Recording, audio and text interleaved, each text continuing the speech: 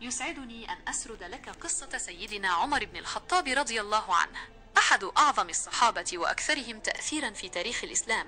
سيدنا عمر بن الخطاب الفاروق. عمر بن الخطاب هو لقب الفاروق، أي الذي فرق بين الحق والباطل. كان قبل إسلامه من ألد أعداء الإسلام، وكان يعتزم قتل النبي محمد صلى الله عليه وسلم، إلى أن الله سبحانه وتعالى قد اختاره ليكون من أعظم الداعين للإسلام ومن أقوى حماة المسلمين. إسلامه. تغيرت حياة عمر بن الخطاب بشكل جذري بعد إسلامه، فقد تحول من عدو لدود للإسلام إلى أحد أعظم أركانه.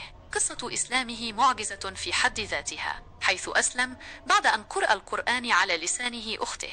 تأثر عمر بن الخطاب بجمال القرآن وكلامه الحق، فأسلم وبايع النبي صلى الله عليه وسلم. حياته بعد الإسلام. بعد إسلامه أصبح عمر بن الخطاب من أقرب الصحابة إلى رسول الله صلى الله عليه وسلم. كان يتمتع بشجاعة وإقدام وحكمة، مما جعله قائدا عسكريا بارعا. شارك في العديد من الغزوات والمعارك، وكان له دور كبير في نشر الإسلام ودعمه. خلافته. بعد وفاة الخليفة الأول أبو بكر الصديق رضي الله عنه، تولى عمر بن الخطاب الخلافة. كانت فترة خلافته من أزهى فترات التاريخ الإسلامي، حيث شهدت توسعا كبيرا للدولة الإسلامية وانتشارا واسعا للإسلام. إنجازاته في خلافته: التوسع الإسلامي. في عهده تم فتح بلاد الشام والعراق ومصر، ووصل الإسلام إلى أقصى حدود العالم آنذاك. العدل والإنصاف. كان عمر بن الخطاب معروفا بعدله وإنصافه للناس، سواء كانوا مسلمين أو غير مسلمين. التنظيم الإداري. قام بتنظيم شؤون الدولة الإسلامية وتأسيس العديد من المؤسسات الحكومية. الاهتمام بالعلم. شجع العلم والعلماء، وأسس أول دار للكتابة في الإسلام. الاهتمام بالفقراء. اهتم بالفقراء والمساكين، وقام بتوزيع الأموال عليهم. وفاته.